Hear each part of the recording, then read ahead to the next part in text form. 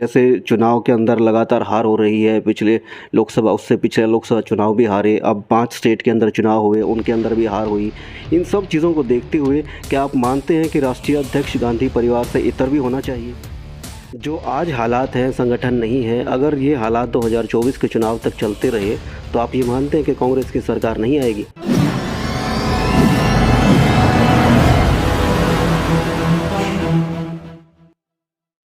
नमस्ते, मेरा नाम है राहुल आर्य, आप देख रहे हैं रेबल रिपोर्टर।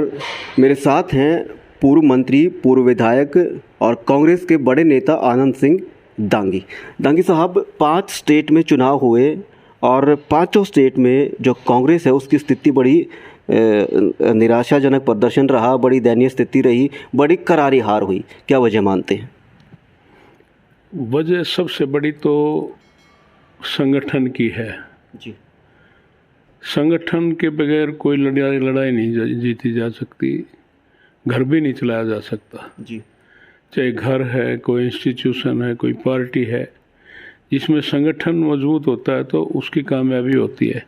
और संगठन के माध्यम से ही लोगों से संपर्क किया जाता है जी।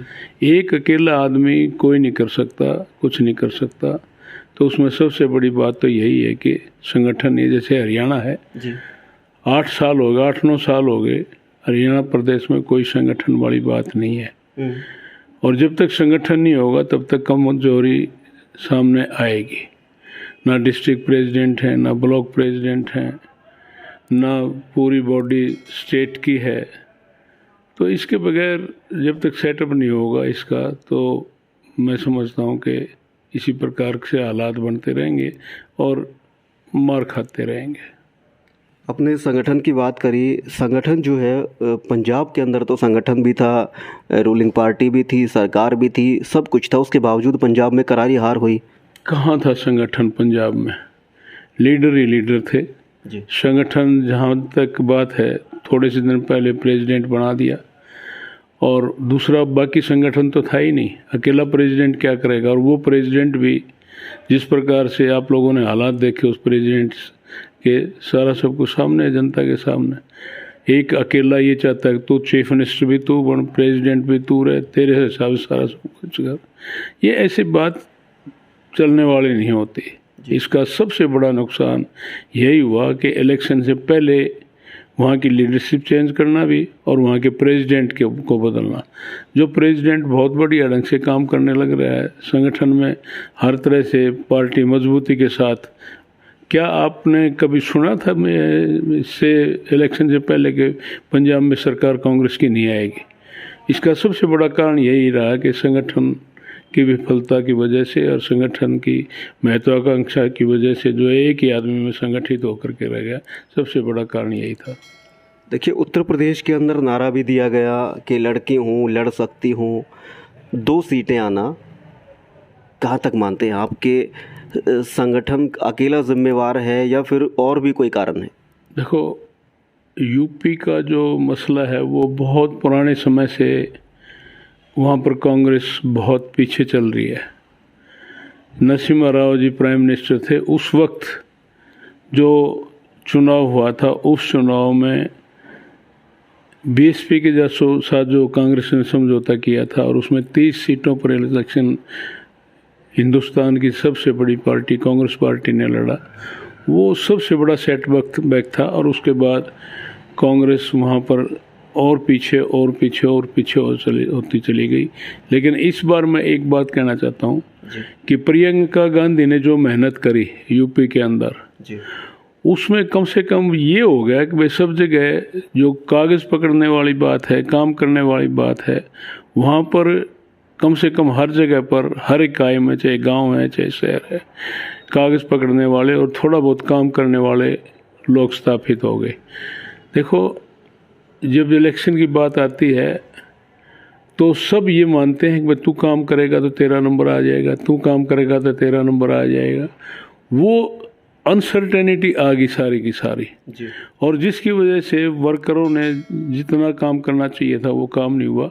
और जिस प्रकार से इलेक्शन प्रियंका गांधी ने हर किसी के दुख सुख में जा कर के, हर किसी के साथ खड़े होकर के जो कार्य किया, उसकी बदौलत मैं समझता हूँ बेशक 2 सीट आई हो, लेकिन आज कांग्रेस पार्टी उत्तर प्रदेश के अंदर प्रियंका गांधी की वजह से खड़ी हुई है। देखिए, कांग्रेस के जो बड़े नेता हैं, जिनमें आप गुलाम नबी आज़ाद कह सकते हैं, कपिल सिब्बल कह सकते हैं, वो लोग गांधी नेतृत्व के खिलाफ कह रहे हैं कि नेतृत्व बदला जाना चाहिए, गांधी परिवार है उसके अलावा भी किसी को राष्ट्रीय अध्यक्ष बनाया जाना चाहिए। आप कितना सही मानते हैं गांधी परिवार के अलावा? देखो, जहाँ तक गांधी परिवार की बात है जी, उस परिवार की एक हिस्ट्री है, एक संघर्ष है, कुर्बानी है इस देश के प्रति। इन लोगों को क्या जरूरत थी फ्रीडम फाइटर बन करके देश की आज़ादी के लिए लड़ाई लड़ना? जी। ये हिंदुस्तान के धनाढ़ लोगों में से एक पंडित मोतीलाल नेहरू जी का परिवार था। उनको जेलें काटी, स्वतंत्रता संग्राम में कूद करके लड़ाई लड़ी देश के लिए। उसके बाद इंदिरा गांधी ने देश के लिए कितना प्रगति और तरक्की इस देश को दी। राजीव गांधी आए, उनका टाइम स्वर्णिम मैं कह सकता हूँ, जो आज जिस कंप्यूटर पर उंगली मार करके जो सारा सब कुछ डाटा फीड करके सारी सरकारें चलती हैं, सारे सब कुछ चलता है, वो राजीव गांधी की देन है, मैं कहना चाहता हूँ।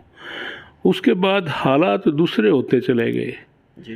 इंदिरा गांधी का मर्डर हो गया, राजीव गांधी का मर्डर हो गया, फिर बीच में जो है ना कहीं कोई बात पार्टी के प्रति इतनी ज़्यादा संभालने वाली नहीं रही।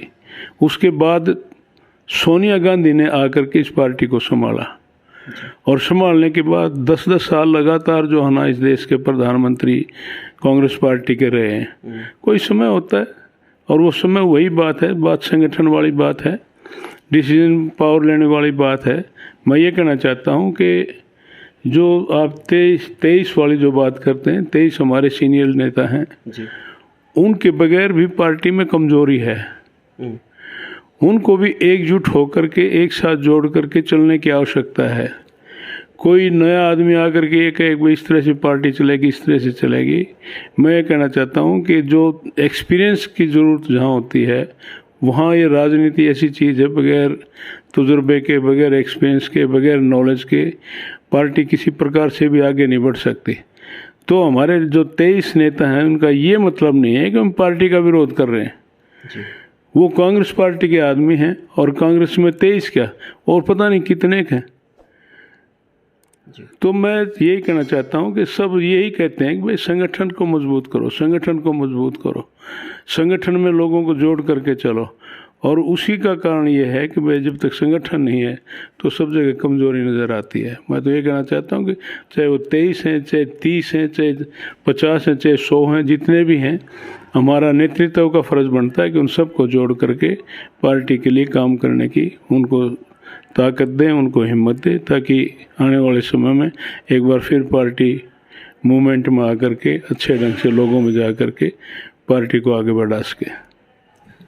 जो राष्ट्रीय अध्यक्ष हैं, जो गांधी परिवार से ही अध्यक्ष बनते आ रहे हैं पिछले काफ़ी वक्त से, आप क्या मानते हैं कि जैसे चुनाव के अंदर लगातार हार हो रही है, पिछले लोकसभा, उससे पिछले लोकसभा चुनाव भी हारे, अब 5 स्टेट के अंदर चुनाव हुए, उनके अंदर भी हार हुई, इन सब चीज़ों को देखते हुए क्या आप मानते हैं कि राष्ट्रीय अध्यक्ष गांधी परिवार से इतर भी होना चाहिए?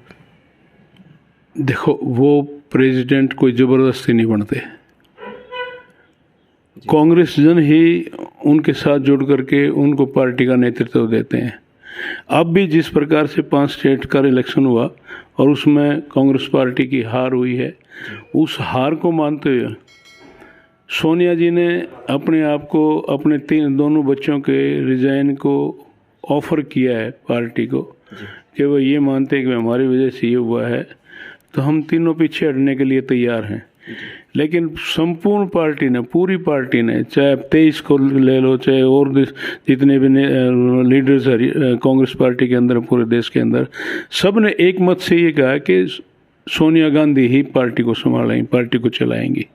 तो इसमें नेतृत्व का कहाँ किसी प्रकार का कोई मनभेद या दूसरी बात कहीं नहीं आती किसी प्रकार की। बाकी बैठ कर के जो भी फैसला लेना है करो। सोनिया गांधी इस बात के लिए जिन्हें प्रधानमंत्री तक के पद को ठुकरा दिया, वो प्रेसिडेंट के पद के ऊपर जम करके बैठेंगी।